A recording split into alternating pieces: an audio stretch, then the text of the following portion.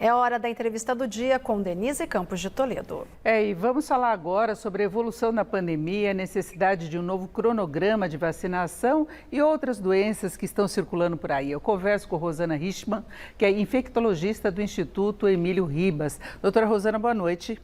Boa noite, tudo bom?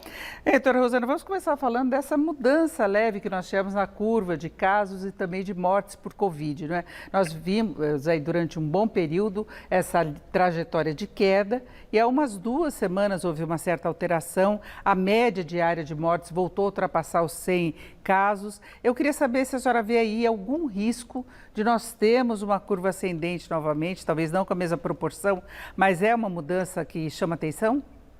Não, sem dúvida, é uma mudança que chama atenção. O meu melhor termômetro é o próprio consultório, né? A gente começa a ver, assim, Denise, eu não deixei de ver casos novos em nenhum dia durante a pandemia toda, mas de repente você começa a ver casos, um número maior de casos, com características muito semelhantes, o que tem a ver com a nova variante, né? A subvariante da Ômicron que está circulando. Então, eu te diria que estava dentro do esperado, a gente tem de novo um ligeiro aumento do número de casos, espero que se mantenha ligeiro. Por quê? Porque nós tivemos recentemente eventos, né, falando do carnaval, onde as pessoas se aglomeraram mais, nós tivemos em paralelo a flexibilização do uso de máscara e nós também estamos tendo uma não adesão do jeito que a gente gostaria das doses de reforço em relação à vacinação. E nós vimos o fim da emergência em saúde para a pandemia, decretada pelo governo, já formalizada, o que deixa em aberto uma série de questões, como eu disse no início, um novo cronograma de vacinação. Eu já vi alguns médicos chamando a atenção, inclusive, pela questão do prazo de imunidade maior da vacina, que seria de 4 a 5 meses. Isso já levaria a aplicação da 4ª dose para uma faixa etária mais baixa? Olha, Denise, várias coisas a gente precisa levar em conta, né? É isso que você falou. A primeira coisa é o que dá imunidade mais prolongada? Você ter a doença ou você ser vacinada? Ser vacinado é um pouco mais prolongado e você ter a combinação da doença natural com a vacina é mais prolongado ainda. Segunda coisa que determina o tempo, a duração da sua proteção, tem a ver com o tipo de variante que nós estamos falando, tem a ver com a idade do paciente que nós estamos falando e com a condição desse paciente responder ou não bem a uma vacina.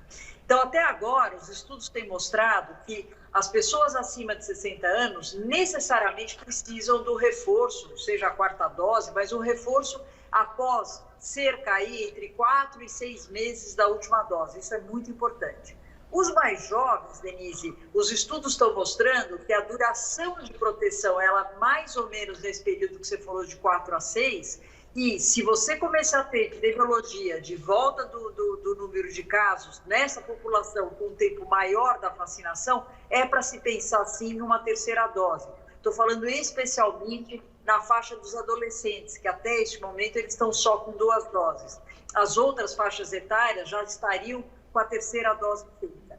Então, eu vejo assim, Denise, mais importante do que a gente falar em 2ª, 3ª, 4ª dose é saber quando foi a sua última dose. Se a sua última dose, o seu esquema, faz mais do que nós estamos entre 4 e 6 meses, está na hora da gente pensar, sim, num novo cronograma de um reforço enquanto houver a circulação do vírus no nosso local. Agora, tem planejamento do Ministério da Saúde para a aquisição das vacinas necessárias? Olha, eu imagino que sim, eu espero que sim. Eu não conheço muitos dados do Ministério, como estão. Nós, inclusive, seremos chamados, aí eu represento a Sociedade Brasileira de Infectologia no Comitê de Enfrentamento à Pandemia, e a gente sabe que a gente está para ser chamado exatamente para fazer esse cronograma, porque é fundamental você se programar. Não adianta eu querer comprar vacina de última hora. Primeiro, que você vai pagar mais caro, que você não fez a programação. E segundo, que não necessariamente você vai ter a vacina que você gostaria de estar tendo na sua população.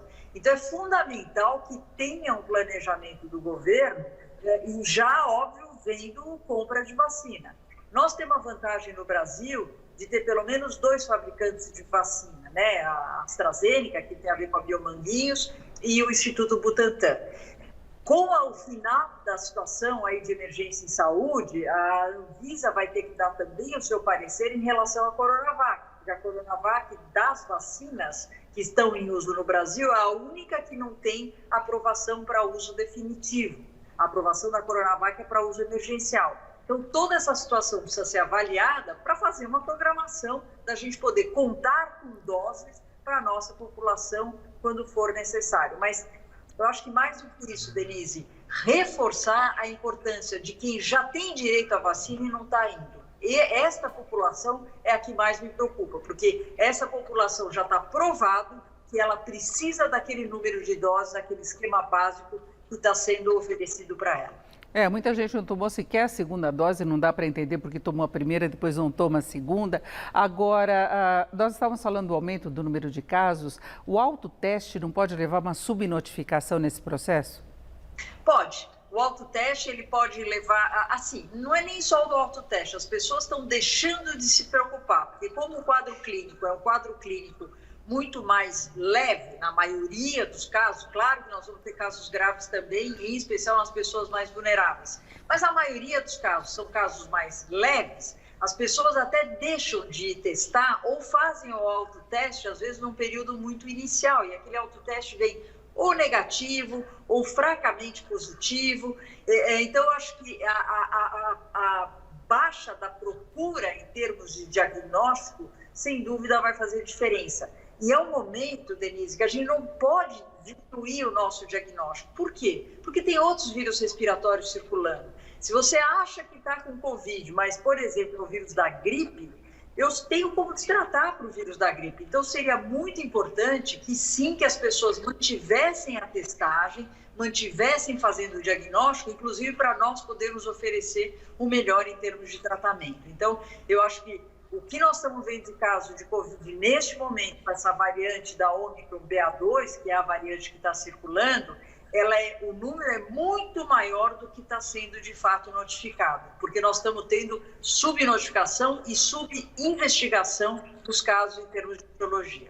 E nós estamos num período em que há um aumento dos casos de infecções respiratórias, então eu já vi muita gente se tratando, automedicação, achando que é gripe, mas desconfiado que pode ser Covid. Se está com dor no corpo, pode achar que é dengue, que é outro problema que nós estamos tendo também. Pode ter algum efeito colateral esse tipo de tratamento, tomar como se fosse gripe, algum remédio e ter outro efeito?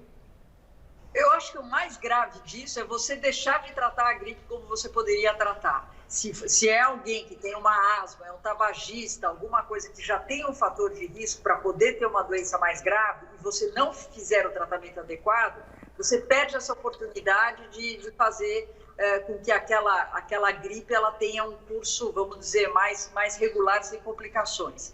E a automedicação, vamos falar agora de dengue, né? Vamos supor que o paciente esteja com dengue e acha que é Covid, está com dor no corpo, tudo. A dengue, você não pode ficar tomando anti-inflamatório, você não pode ficar tomando certos medicamentos, porque a dengue tem uma característica de diminuir o número de plaquetas. O que é isso? Ela facilita o sangramento, em outras palavras. O próprio vírus, ele pode facilitar o sangramento. Se você não sabe que você está com dengue e começa a se automedicar com algum anti-inflamatório, você pode piorar a sua situação. Então, neste caso, de que você tem um quadro clínico, no momento que nós estamos tendo a co-circulação de vírus sinal respiratório, vírus da gripe, vírus da Covid, dengue, dependendo da região que você está, inclusive chikungunya, eu tenho visto casos também. Então, é importante que a gente faça o diagnóstico de qual é, afinal, o nosso inimigo da vez, né? Quem está causando doença em mim, para eu poder orientar da melhor forma possível o paciente. Eu sou completamente contra essa automedicação. E só para registrar, nós infelizmente temos casos de sarampo também, o que não deveria estar ocorrendo, não é? Denise, o que nós estamos vendo nesse, eu não vou chamar de pós-pandemia, porque não é pós-pandemia, mas no pós-flexibilização de todas as medidas, é que aqueles vírus, aquelas doenças que não estavam circulando, com a volta da circulação das pessoas, e principalmente as crianças que passaram quase 2 anos sem se expor aos micro-organismos, elas deixaram de ter proteção, elas deixaram de desenvolver anticorpos para isso. Então, elas estão muito mais vulneráveis hoje, mesmo em relação à influenza. Por outro lado, infelizmente, nós vimos uma queda da busca à vacinação, que a gente chama de cobertura vacinal. Sim. incrível no nosso país e em outros países. Então, nós estamos vendo caso grave de pneumonia por pneumococo, que é uma bactéria que tem vacina gratuita na rede pública desde o início da infância. Nós estamos vendo um aumento do número de casos de pneumonia, de meningite, de sarampo, ou seja, são todas doenças imunopreveníveis, doenças que eu consigo prevenir através das vacinas. Nós ouvimos Rosana Richman, que é infectologista do Instituto Emílio Ribas. Doutora Rosana, muito obrigada. Uma boa noite. Boa noite, é um prazer estar sempre com vocês. Com vocês.